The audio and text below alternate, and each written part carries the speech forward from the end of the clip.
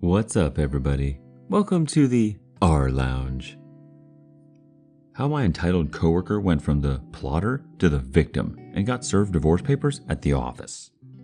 So, I have previously mentioned my coworker, Rachel, from when I was working at a small Catholic newspaper, and how she had basically conned church into footing the bill for her son's education, something she and her husband could afford to pay out of their own pocket, while spending the money she had on herself. I mentioned that I did not, and do not, believe that he knew about this at the time, and here's the reason for that. I feel the need to once again reiterate the sheer entitlement of this woman. I mean, you could fill an entire mountain range with her entitlement and audacity. You see, as time went on, and Rachel got more tanned, got her tattoos, which admittedly were nice ones, got her expensive mani-pedis, and her almost Karen haircut, etc., she also decided that her nice husband was just no longer worthy of her. She began complaining constantly about how he didn't make enough money, that she felt she was now too good for him, how she had previously dated a local, well-known business owner that she was sure she could still have, even though that business owner was married.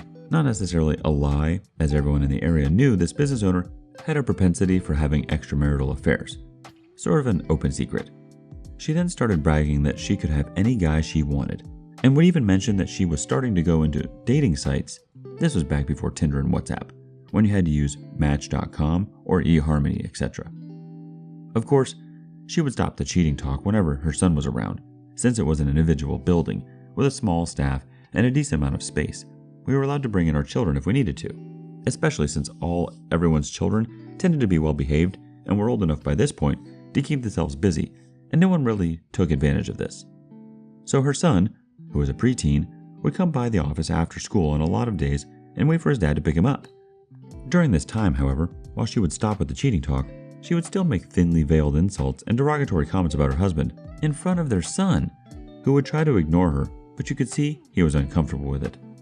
When her husband would come pick the son up, she would always find something to criticize the poor man over. He was a couple of minutes late. Literally, he was 2 to 3 minutes late once, and she blew up at him in front of everyone. He didn't pick up an earlier call fast enough. He was supposed to grab something from the store, but it was wrong. He wasn't dressed nice enough. He was in casual clothes on a day off, but it was still decent looking. He was dressed too nice if he had just gotten off work, not bright enough or smart enough, etc. I mean, this woman was doing everything in her power to emotionally wreck this man, who was a very nice man. She even stated that he was always treating her nicely, and it irritated her because it made her feel like he wasn't a real man, because he remembers birthdays, anniversaries, got her flowers or presents, etc. People, I wish I had a guy in my life that would treat me half as well as this man treated Rachel. His behavior would get worse all the time. At one point, she got mad and spent the entire day at the office ranting and raving because she tried to make him jealous over a stranger, and he didn't attack the guy. That would be like common sense. By the way, her making him jealous was to gush over the way the guy looked. Instead, her husband just seemed defeated by her comments. By this point, she had eroded away most of his confidence and walked away. Now, by this point, she has really started running her finances into the ground with all her me pamperings and purchases, and he has finally started to notice and get some of his shiny spine back. He starts insisting that she cut back on spending. She can't stand for this, so she decides she needs a real man who makes real money and will lavish her with anything she wants at any given time. Enter a fair partner. She finds the perfect patsy, if you will, though I'm still not sure who was really conning using who in this relationship on one of her dating sites. Only problem is that he is from Canada and we are in Midwest USA, so start the long distance, fully emotional affair. She would gush about him at the office, printed out photos of himself that he sent her, and would talk about how wonderfully attentive he was, how attractive he was, and how rich and successful he was. Please note, this is important later. Now, I myself had been trying some online dating and even in an in-person matchmaking business around this time, so I was already having enough issues with the messes I had to clean up from the creeps I kept attracting, some of which were downright frightening. So, I will admit that I was already jaded with the belief that there was a lot of scammers and liars that would use these venues to prey on easy targets. Thus, I was probably more than a little biased for this next part. Feel free to call me an a-hole for it, but I did not trust this man on any level. It took a while for her to even get the first picture of him, and that first pic was almost a glorified headshot. like you see in a school yearbook, only older like a teacher. It was apparently very recent, and he looked very healthy in it. Again, this is important later. She said he was just getting out of a long marriage himself and was going through a divorce, and so he understood where she was coming from in regards to her own currently still ongoing yet unhappy marriage. After a few months passed, and many more pics from him looking fine and dandy, I come into the office one morning to see her standing by the copier in tears, utterly despondent. The reason? He had given her some bad news. Apparently, he had been trying to figure out how to tell her. He had brain cancer and 6 months to live. Yeah, again, I am probably the a-hole here, and definitely jaded by the liars I have encountered and seen my friends encounter. Because I had an ex and 2 of my friends had exes by this point, who had all 3, at different points in time, pulled the "I have cancer" card to either try to guilt us into continuing to date them after we had broken up, or, in one friend's case, as an excuse to break up with her. Also, I have had previous coworkers and family with cancer, and when it got that serious, they did not look that healthy. I tried to tell her that, but she refused to believe me. She said he wanted to come see her soon so they could consummate their relationship before it was too late. So I just shut up about it, but refused to trust in this. I was positive that sooner or later, the other shoe would drop. Anyway, she bought him tickets to come see her, paid for a hotel for him to stay in, etc. Now, remember that this guy was supposed to be rich and successful, but apparently all his money was tied up in his treatments, divorce, and all this other stuff, and he couldn't pay for anything. I began to see a bit of karma here. So, he comes to visit, which did surprise me and make me feel a little bit guilty about thinking he may have been taking advantage and scamming her, especially as he did actually match the photos he had sent. And she brought him to the office along with her son. Whoa, boy. Remember the coworker from the last post? That was Rachel's sponsor to become Catholic? She lit off. She was the assistant editor to the paper, and for all intents and purposes, second in charge, if you ignored the actual diocese and focused solely on in-office staff. She reamed Rachel up one side and down the other over this. She basically told Rachel that while she could not tell Rachel not to have an affair, or what to do or not to do in her private life, she could tell her that not only was it extremely inappropriate for her to bring the affair partner to the office, but that as a Catholic business that was family-oriented, it would look bad on business as a whole. What if the Archbishop walked in while Rachel was flaunting her affair partner around the office? Nope.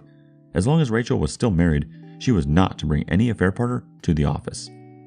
When Rachel tried to talk to our editor about it, who was himself a rather lean-back guy, he just reiterated what our coworker had told Rachel before. No affair partner in the office. She was not happy, but he never came by again. Anyway, the trip lasted a week or so, and another few months of her flying him out on her dime, and him needing assistance with his brand new miracle treatment that cured him of his cancer, and all hell finally broke loose. Remember when I mentioned that her husband had started asking her to limit her spending? Well, it turns out that he had also started paying closer attention to that spending, even more so after affair partner had started coming for monthly or twice monthly weekend visits, and he was not happy with what he discovered. Namely, that all the money he had been giving her for their son's education was not going to the school. She was still having the church pay all of that, but that now she was spending more on online dating sites and then on bringing her affair partner from Canada once or twice a month for a weekend at a time. I guess he must have wanted to wait a while to get all his ducks in a row because he never actually confronted her about it. I do know she got a bit worried at one point that he was distancing himself from her and seemed to have become very cold, but she couldn't figure out why because she honestly believed, yes, she stated this, that he was too stupid to notice her having an affair. So one fine fall day, it happened. I was in the back, in my office, eating lunch while reading the non-Catholic paper. As the graphic designer, I had a large room with 3 computers for my own workspace because it would become the space where we would put the paper together, and when deadlines would loom, several people might all be back there at once. So essentially, I had the largest office in the building all to myself most of the time, when the scream issued from up front. When I say everyone came running out, I do not jest. This scream had to have been heard in India, and it wasn't frightened or sad. It was indignant and angry. We rush out to see a gentleman in a suit leaving the building, and Rachel clutching a batch of papers, red in the face and looking like she was trying to strangle a rock for blood. She had just been served divorce papers, and she was having none of it. Somehow, she managed to convince herself that she would be the one to serve them when she was ready, and she had not been ready just yet because she was waiting for her affair partner to propose to her. He actually did propose to her a while later, again making me feel guilty for thinking he was a scammer, and with her own list of demands, etc. Among the divorce papers, proof of her affair. Yeah, Rachel did not see that coming. Now, you would think that this would be the end, and that Rachel would be happy to let her not worthy husband go, and she could be with her perfect affair partner. But no. If that were the case, then Rachel would not be nearly the entitled person she was. She was not going to go down without a fight. She was going to prove that she was the real victim in all of this. Even if it meant trying to commit fraud and trying to convince me to give her forgery lessons. But that, dear ones, is a story for another day. Update. My entitled coworker asked me for forgery lessons. Rachel's trilogy comes to an end. Okay, I have mentioned my entitled coworker Rachel from my days working at a small Catholic newspaper before. But for this and upcoming stories, I think it is time to introduce the rest of the circus, as it were. The ones that were working there at this time are as follows. All names have been changed to protect both the innocent and the guilty. People who worked here previous to this and people who started after this post will not be mentioned yet, as they are not relative to the story at this time. The Archbishop, our publisher, who did not come to the newspaper office that often and really doesn't feature in this story, but I wanted it to be understood that yes, there are 3 people that our editor answers to, as the newspaper is considered part of the Archdiocese organizational structure. The other 2 that the editor is also responsible for answering to are the Chancellor and Vice Chancellor, who work directly below that Archbishop, but don't have any official newspaper title.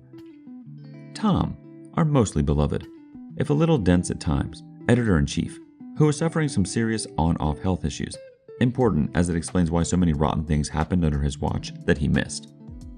Jane, our then assistant, or associate as the title changed at one point, editor who also sponsored Rachel during her RCIA and switched to Catholicism. She was basically the one in charge at this time, as Tom was out of the office due to his health issues.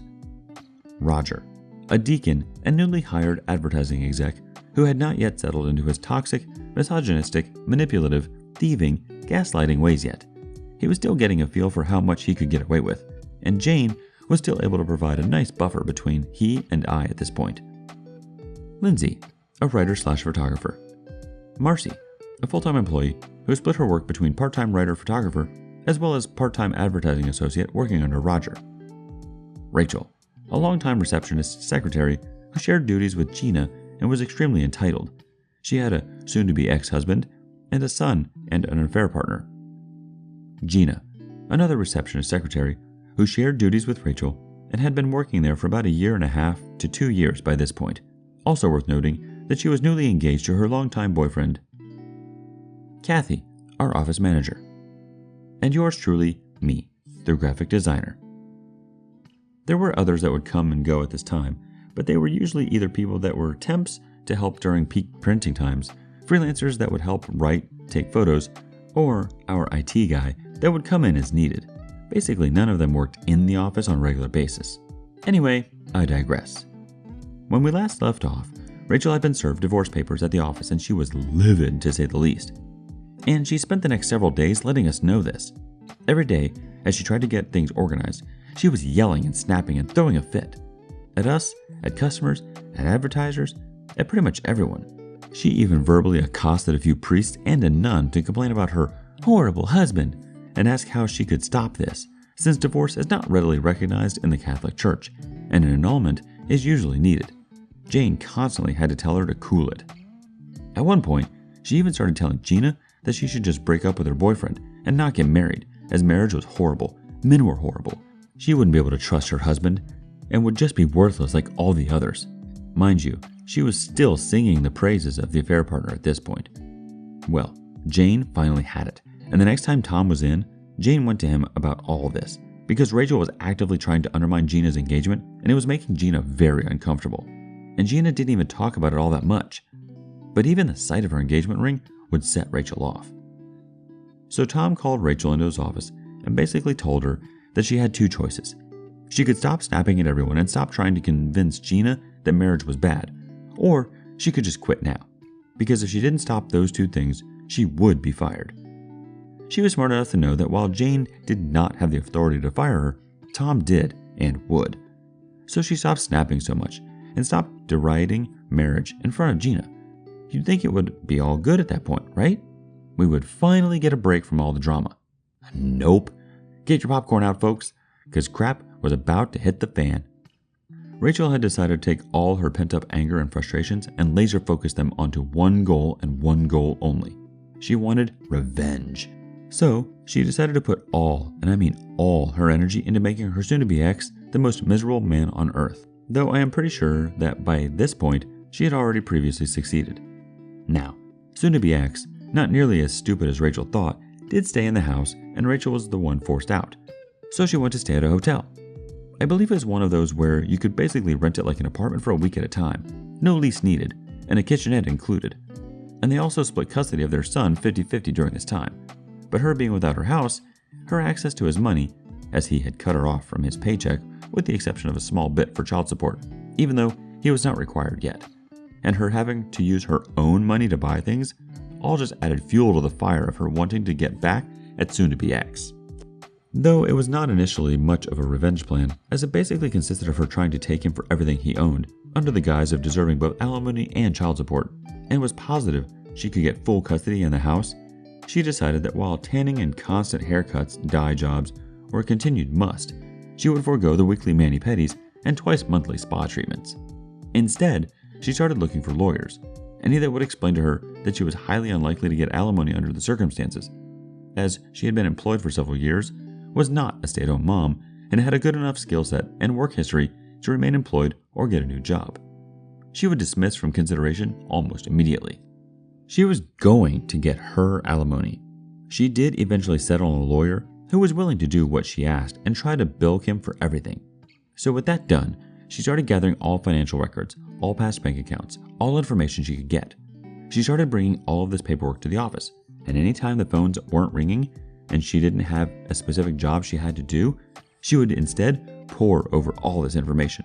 And that was when it happened. We were on the second day of deadline. Our newspaper deadlines lasted 3 days usually, and I had just finished pasting in ads to some of the pages. We had not yet gone fully electronic for our printing yet, so some ads needed pasted onto the hard copy. Now Jane, who would sit in the back with me when I would lay out pages, so I knew what stories needed to go on what pages, had gone back to her desk, so I was back there by myself. Rachel came up to me in a bit of a rush, waited for me to turn to her, and shoved the 2 papers in my face and asked, "OP, do these 2 signatures look the same?" I stepped back, completely confused, and looked at the 2 papers. I noticed that one was an official-looking document with soon-to-be-ex's signature at the bottom, and the other was a plain piece of copy paper, where soon-to-be-ex's signature had been written about 3 to 4 times. After a moment, I realized, though, that it was not soon-to-be-ex's signature, but attempts at soon-to-be-ex's signature. Not the worst attempt I had ever seen at someone trying to copy another person's signature, but definitely not passable either. I looked at Rachel and asked, "Did you try to mimic his signature?" She nodded, and I told her, "You failed. Anyone with any training is going to know they aren't the same." "But do you think it's close enough to pass for someone who isn't trained?" At this point, I was starting to feel very uncomfortable with this line of questioning, so I told her that I did not think it would pass mustard with anyone who was even slightly familiar with his signature. A bit of a lie there, because I thought some people not paying attention might fall for it. But I didn't want to get roped into whatever scheme she was planning. Forgery is not something I was willing to get involved with on any level. I like my freedom and do not want to go to jail for any reason. That was when she asked if I could teach her how to get his signature down. By this point, alarm bells weren't just ringing in my head, they were playing the complete 1812 overture, cannons and all. So I asked her what this was all about, and this is when she told me she's been getting some of soon-to-be-ex's mail, and among them was a bank statement from a bank that soon-to-be-ex had not used for years. It turned out that he had an account there back when he was in college, before they married, that he had let go into stagnation when they did get married, because they had combined finances and opened up a joint account at another bank. Apparently, at the time, he had less than $1 in the account, and figured they would just automatically close it after a set time, so he wouldn't have to worry about it, which, for that time period, was normal for accounts under a certain amount. What neither of them knew was that after he had stopped paying attention, the school had apparently found a payment error and refunded him a few $1,000s. Not much, but enough that when, years later, after having a lawyer going over everything in search of anything she could use, Rachel had found out about this long-forgotten account. And she had called the bank. Since she was still his wife legally, she gave them his name with her address, so that she could get a statement as to what was still in the account. Her plan was to perfect his signature and send in the paperwork for them to send her a check or transfer it to her new single bank account. I tried to explain to her that I did not think it would work and why. One, he would, sooner or later, figure it out. She was insistent he wouldn't, and because he had forgotten he even had this account, let alone knowing it had any money in it, that they would want to talk to him or see him in person. And she said she could just have a fair partner pose as him over the phone, as she had soon-to-be ex's social security number and other info that she could have a fair partner give them, and that it wouldn't be able to be in person anyway because it was in a completely different state, half a continent away. She was positive there was no way she could get caught. But she really, really needed me as an artist to show her how to forge his signature properly. What the F? Yes, I probably could have technically shown her and or done it if I wanted to, but no. As I said before, I don't like the idea of being in jail. I don't want to risk that. My sister once told someone that if she was going to go to jail, it better be for a payout of millions, and even that would still not be enough. I feel the same, especially since I was a single mom to a 6-year-old kid myself at the time, who was helping care for her disabled parents. So I simply told her no, that I could not and would not help her. Now, Jane had come back by this point, as Rachel had taken the no and somberly gone back up from mumbling about doing it herself and trying to figure out how to get the money. Jane looked at me and asked, what was that about? And I told her. She looked at me as though my head had just flown off. She was like, wait, she asked you to commit a crime? I said, well, technically, she asked me to abet a crime she was committing. Jane was not happy for several reasons. She said that this was beyond unacceptable and would talk to her. I told her that it was unnecessary, as I had already told Rachel no, and that she would most likely get caught anyway. But Jane insisted that she shouldn't have even asked me in the first place. So she did talk to Rachel. And while Rachel didn't actually apologize, she didn't get angry at me. She did come back, though, to bitch about how Jane had apparently overheard our conversation and yelled at her for that, saying she was not to ask people to take part in illegal activities for her divorce ever again. Thank you, Jane, for not ratting me out. Jane admitted later that since Rachel hated her by this point anyway, she saw no reason to cause more drama with the truth. So she told Rachel she had heard the entire conversation from the hallway, taking the full brunt of Rachel's anger. Rachel never did ask me about the forgery again, though, and while I do not know whether she got that money or not, it was never mentioned after that. She continued on with insisting on getting what she wanted, and that she was bleeding soon-to-be-ex dry. Spoiler alert, she didn't. She did get some small amount of child support, but that was only because she got 60-40 custody, I think, but no alimony.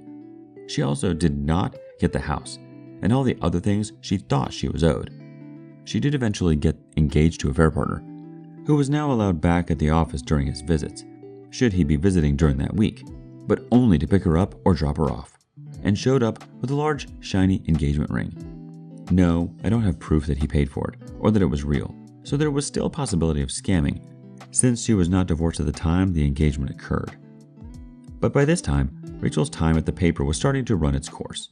She was burning bridges, as it were, and when she went to leave the office one day, she did not pay attention to where she was backing up, and backed into Gina's fiancé's car. Gina had borrowed it, and came running in demanding that Gina and her fiancé pay for the damages to her car, or she would sue. Worth noting here that Gina's fiancé was a lawyer. It was shortly after this incident that Rachel's time at the paper ended because no one was willing to put up with her entitled nonsense anymore. No, I don't know what happened to her after this. Facebook was not a thing yet, or if it was still college students only, and she did not keep in touch with any of us. In fact, she was cussing up a storm as she left, most of it directed at Tom, Jane, and Kathy, I think, some at Gina and Roger, and thus ended the saga of Rachel. And started a whole other saga of an ongoing fight between Tom and Jane, and eventually led to Roger's decision that it was perfectly fine to gaslight me because I was apparently too good at my job. But those are stories for another day.